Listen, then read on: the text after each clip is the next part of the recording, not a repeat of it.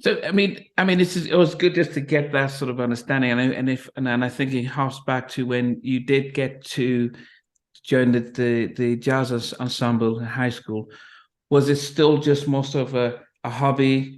Instead you could have done football, basketball, but Oh you man, play you played jazz. What? man, you're all in my head, man. Let me tell you, I wanted to be a football player, dude. I Okay, wanted to play football. I never, I music growing up as a kid, music all through my house, but still growing up as a kid, I wanted to play football, and I always thought I would be a football player. And my brother would always say, "Nah, man, you need to do music." And I'm gonna tell wow. you when that everything changed was in '81. I think I was in ninth grade. I was in freshman.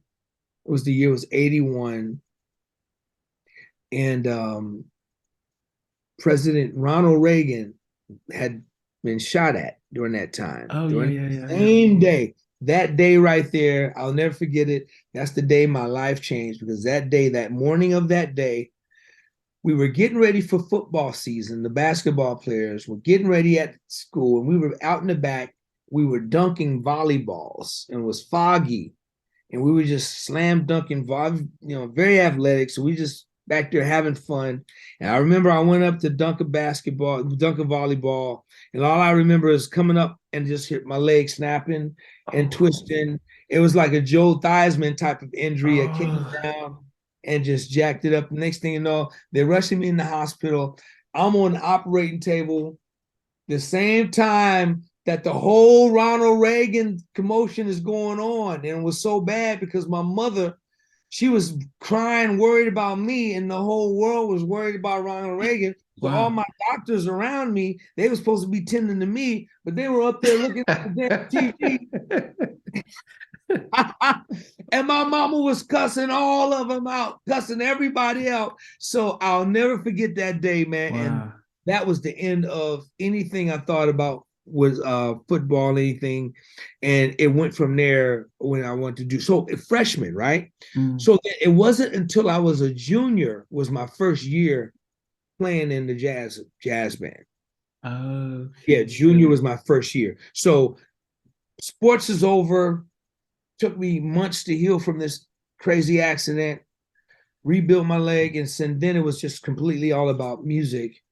Getting out of high school, I hated high school, but Okay. graduating and trying to be a musician, and that's how it happened. Now, on the side note, so I'm a therapist and I mainly work with under 21. And so, what was it like losing what you assumed was going to be your career and especially having to heal and before you change your focus to music? You know what? It was gut wrenching, man. Because when I tell you I was a diehard football fan, I mean everything about me was I thought I went to play football. Everything about me was playing football. But I also loved the musical part about it. When that went away, it was hard, but I also knew I had another thing that I Okay. loved just as much. So, with the help of my mother and through my brother and encouragement, I was able to make it through it once. I think I was able to make it through it once I was healed because I had a cast on. Man, I was in the hospital for a month with a broken Wow. A with a month. broken just a broken leg. I was in there for a month, yeah. And it was, back then, man, it's totally different now. So back then, man, they had a cast all the way from my foot all the way to my waist. It was crazy.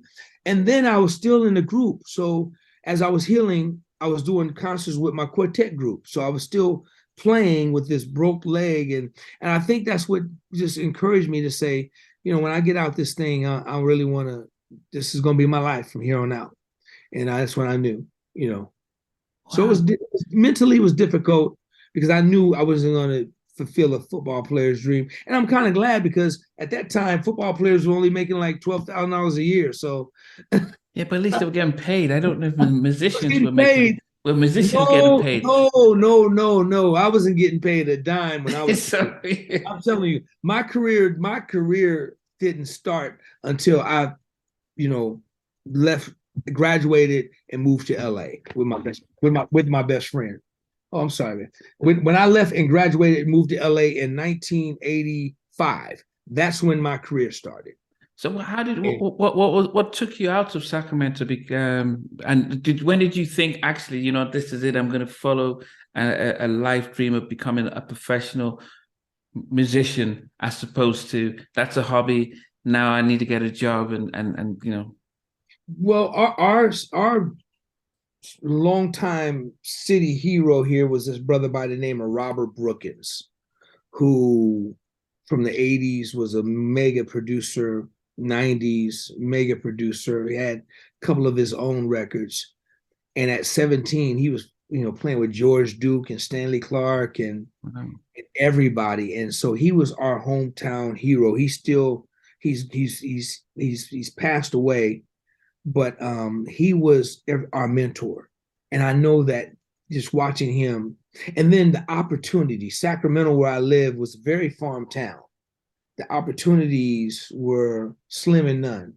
And so I knew that if I wanted to pursue music, I was going to have to go where opportunities was happening. The good thing was that I'm literally about 375 miles from LA.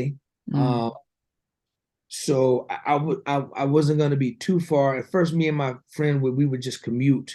We would just go to LA just to smell the air, man. We would go to LA we knew that during high school, after high school, I got a job. Mom's like, listen, dude, I don't know what you're going to do, but you got to get a job. So I got an industrial job where I was sanding water beds and spray painting water beds, coming home all messed up. And, minimum wage at that time, I don't know, was $3.35 an hour. I can't remember.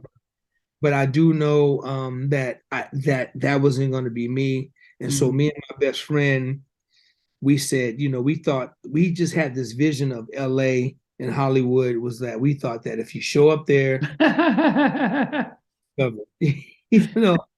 so me and my buddy would literally save up some money we would make it from our jobs. We didn't have no car, no transportation. And we literally would get on a Greyhound bus. Now at that time, I was one of those bass players that didn't have a bass rig. Bass players used to play out of PAs. They used to play out of like a PA system with a PA board and 2 big old column speakers. That was my bass amp. So, and my buddy had a Pearl electric drum set. They had the Simmons drum set, the goo, goo, goo, goo, goo with a brain. He had that, and I had this big old PA. We would literally, man, find maybe twice a month, we would go down to Greyhound, put all that stuff on the bus, have the bus, catch the bus to a Greyhound to Sunset Boulevard in Hollywood, get dropped off there with nowhere to go, nothing to do. So we would get a cab, we would find the cheapest hotel we could find to stay in. And at that time, the money we had, we would have to go from Hollywood down to Slauson or Inglewood or in the hood and find a room like $16.95 a night type of thing, where the dope dealers, the prostitutes were, and the gangbangers. But we would go have a double bed, and what we would literally do for the weekend is we would set up our equipment in the room and just play and open the door thinking we was going to get discovered. And it didn't work, but what it did work for, it worked for all the dope dealers. We'd be standing outside watching the prostitutes, the gangbangers. They would be like, oh, you young dudes, y'all gonna make it. Then by that Sunday, we would pack up our stuff, get a cab back to Greyhound, and come on back to Sacramento. We did that for months and months and months. Nothing ever happened until we got a call from a local guy in our city saying he had a gig to do for artists in LA. And he used myself and my best friend. And we went down there and did a real gig for like a weekend, but we rehearsed for a whole week.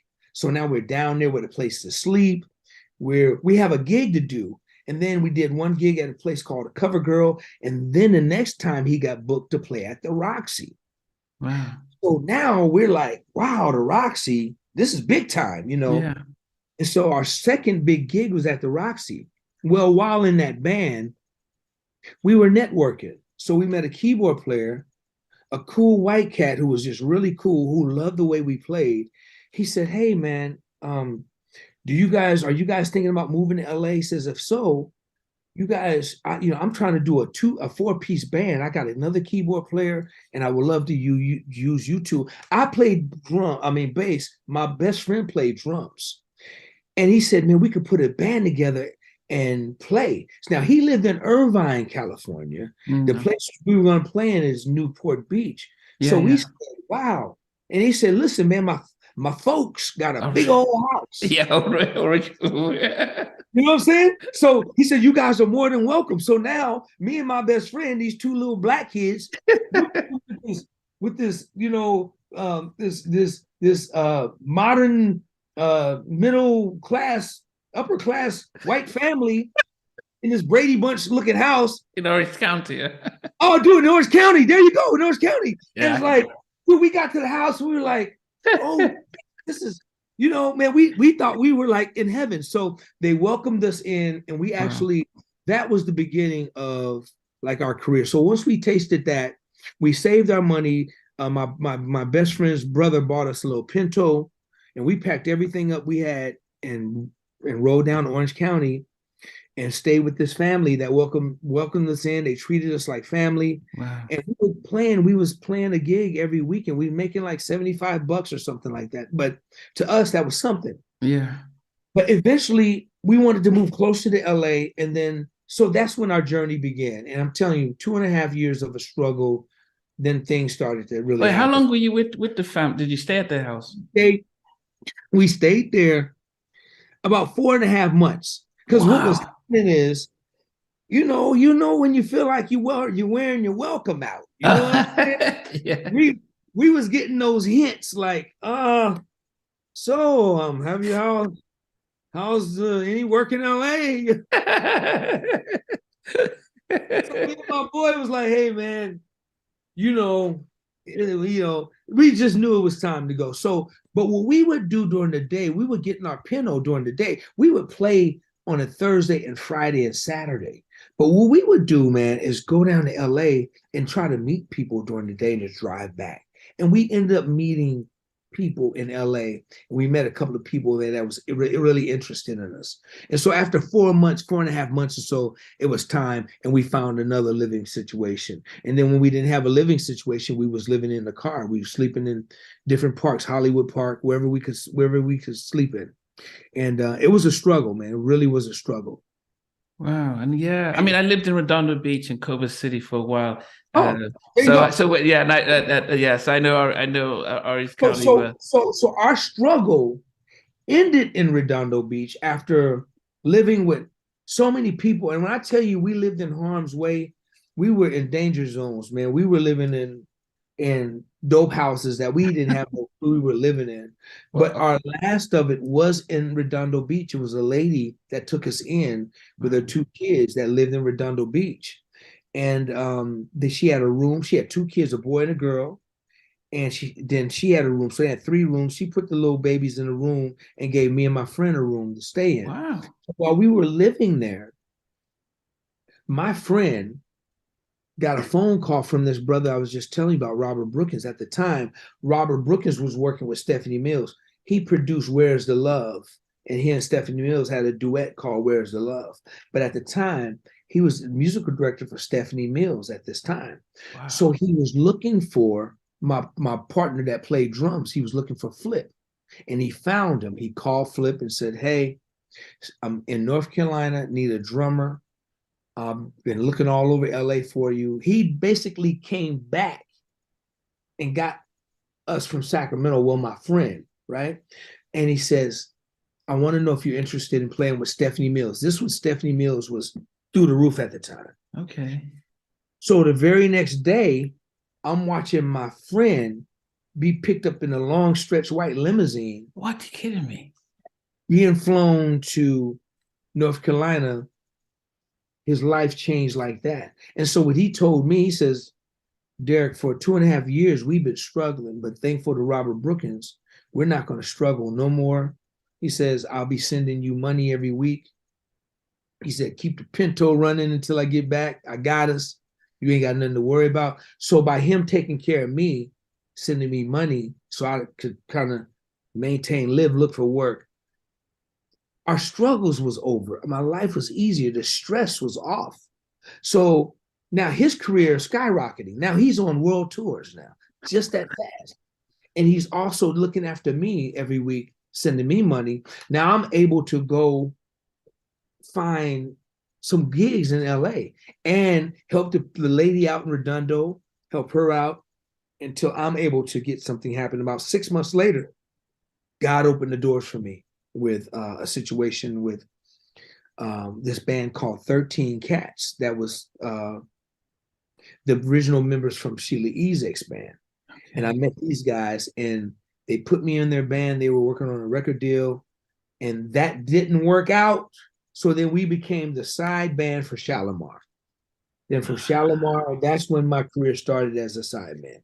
Then went from Shalimar to Troop to Karyn White to Janet Jackson to it started. Hey guys, thanks for watching. Thanks for being part of the Halftime Chat community. Please remember to like, share, and subscribe. But most importantly, why don't you consider being a member? That's a way of supporting the channel, but also getting a lot of videos ahead of time, a lot of behind the scenes stuff, and some exclusive content that doesn't get shared. But anyway, thanks for watching and thanks for being part of Halftime Chat.